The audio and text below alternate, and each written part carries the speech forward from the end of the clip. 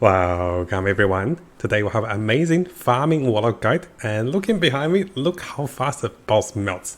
This is an incredibly fast warlock build that is pretty much one button, and it deals tons of damage to bosses, which I'll show you guys over here. So within about 30 seconds, I was able to melt this boss even though it had additional phases. And wait till I show you guys the mobility and also the utility with mana gaining and also the burst potential with this one button warlock. Now my Warlock is currently level 68, logging into an Echo that is level 85. Now having a look at the Warlock, right away you can see we deal tons of damage AoE and also damage over time, and this means everything melting at pass. We have a really good mobility and also mana gaining potential, means that we can be spamming our spells very often. Together with the auto casting potential, you're pretty much just pressing one or two buttons at a time. So the one button you're pressing is Chaotic Fissure, and this will auto cast most of your spells. Together with Transplant, you can be blinking around and auto casting more of your curses. So this is a two button build. I can't say this is a purely one button build, but the only two buttons you're pressing is gonna be Chaotic Fissure and also Transplant to blink around. And that was one Echo. Now let's load into another one and let me show you guys a little bit demonstration. The Echo actually finished so fast with this particular Warlock build, I had to find another replay, right? So we'll be blinking around. While blinking, you'll be debuffing enemies with Bone Curse, and together you'll be gaining mana as you blink out of enemies. You'll also be getting barriers and also damage reduction while you blink. That's pretty good, right? Now on top of that, you'll be auto-casting multiple skills through your Chaotic Fissure, and this is what's good about the auto-farming build. Once you cast Chaotic Fissure, that extends into double length because we have so much mana gain, we don't really have to worry about that. You'll be casting Rip Blood, Chaotic Bolt, and also additional Bone Curse. Look at that Exalted Mage. So this build actually racks up tons of damage because you have so much debuff, so much damage over time, everything melts within seconds. And if it survives more than 2 seconds, well, you have your money back. No, I'm joking. But the build is incredibly fast. You'll be gaining tons of barriers and you'll be able to lifesteal and also deals way more damage. Now, should you be able to find any of the haste shines or water shines, you really becomes unstoppable. You'll be moving so fast, having such lower cooldown reduction, and also having so much mana. And AoE potential is incredible. Now that we had a look at the highlights of the build, let's briefly come over to the item choices and also the skills and also passives. Now do keep in mind guys, this is a direct import from my level 68 Warlock. So what you are seeing is those are the gears from my Warlock. And because those are the gears, you can see some of my gears are not even perfect. This particular relic, I got it around much lower level and it's not well crafted. It's a really crappy relic, I have to say. So for this particular build, what you're looking for is you're looking for the Mad Alchemist wand. And this one can be found through killing Exile Mages. Similarly, you do want this particular helmet, the Bone Climber helmet. Now this helmet doubles your survivability. It is incredibly powerful. So let me show you guys in game. Currently I have 1800 barrier. If I take this helmet away, and I'm down to about how much? This will go down for a while. So those two items are the cornerstones for this build. Now should you not have any of those items, I'll have a variation for you guys over here. So my barriers are still lowering, right? So previously I was using a helmet that provided me with more narcotic resistance, together with some elemental resistance, health and intelligence. This was a level 29 helmet. Now if you're looking for a wand, I do recommend finding a wand with increased narcotic damage, maybe critical multipliers, and also increased narcotic damage while having -3 mana. Having -3 mana means that if you want to be spamming your buttons, you can just hold down Rip Blood, and you'll be auto casting this one, gaining more barriers, and this has 0 mana cost. Very powerful. So you can see over here, if I don't have the helmet, my barrier is down to 700 AD. And having this helmet means I'm gaining 1000 barrier together with the ability to gain more ward per second with uncapped narcotic resistance. Now a small tip over here on the topic of finding your unique items. I have found a number of unique items over here. Of course, everyone finds unique items, right? But if you're target farming unique items like those ones with legendary potential, or a particular item you're looking for, I do recommend watching our previous guide video.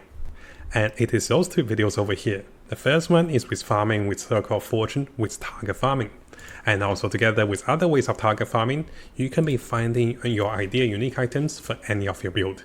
So I have the links to those videos available for you guys to have a look if you're looking for unique items or if you're looking for unique items with higher legendary potential. Now one thing I do want to mention, I'm only sitting on 400 narcotic resistance. I could get this one to 600, 800 or even 1000, and this becomes more powerful, together with additional barriers and also the ability to deal more damage having more uncapped narcotic resistance, and this is the biggest highlight for the build. Now over here, most of my gears are pretty solid, but they have some random stats. Ideally, I want intelligence to be my exalted tier 6 or tier 7 tier FXs. And here, as for the amulets and also for the rings, you do want the ivory ring and also the bone amulet to provide you with more narcotic resistance with the implicit, while dealing more damage with the toxic damage, and also having more mana regen is also not bad. So here I actually have tons of mana regen on my belt over here, and over here I have some cooldown reduction on my boots to be casting more blink, which gives me more mana and also debuffs. Now you might notice these particular gloves have throw attack speed. We don't need that. I'm trying to get rid of that, but currently I need to be level 69 to get rid of this one. So do keep in mind guys, you don't need throw attacking speed. This is just the halfway during crafting. Now in terms of the idols, you'll be getting any idols that provide you with tons of resistance. Because you're still in early game leveling, you do want to try to get 75 resistance if you can. And currently I'm sitting pretty closely to 75%, so those will help. In terms of the blessings, you're looking for anything that gives you critical multipliers and also anything that gives you more unique items. Together with any resistance, any armor, and narcotic damage will help with your blessings in the early game until the late game. Now briefly going through the skill combinations. Your chaotic fissures will be auto-casting chaotic bolt. Now chaotic bolt in return will auto-cast Rip Blood and also cast Bone Curse onto enemies. So this is an automatic spell that casts other 3 spells. Similarly, your transplant will automatically cast Bone Curse onto enemies, together with tons of mana gain, and then also even more mana gain, with cooldown reduction and also getting additional armor and also damage reduction when you blink into enemies. So the build is very simple. And over here you can see any of the replays, I will be leaving my chaotic fissures behind me, and then I can move forward. I know the enemies will die over time, and they're pretty much done for. The only downside with the build is that sometimes I don't get to loot my items because I'm moving so fast, so sometimes I wait for the enemies to die before I move away. Having the ability to blink means you can go across terrain so much faster. And blink also allows you to restore tons of mana, so you can cast more fissures and also deals more damage. Now in terms of the loot filter, I'll have my updated loot filter available for you guys, but keep in mind guys, I'm also farming for Falconer items.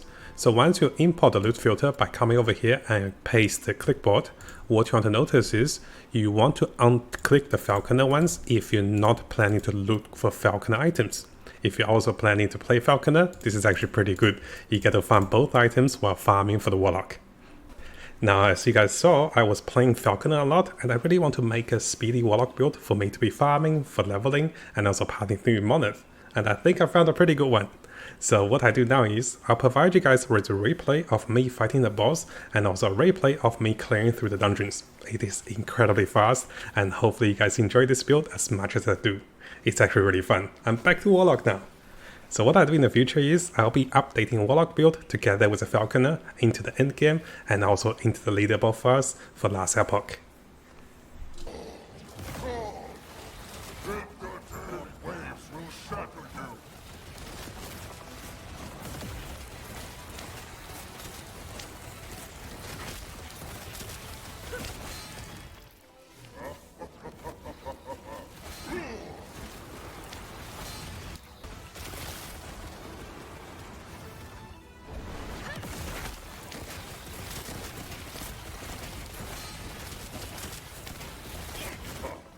Is that the best you can do?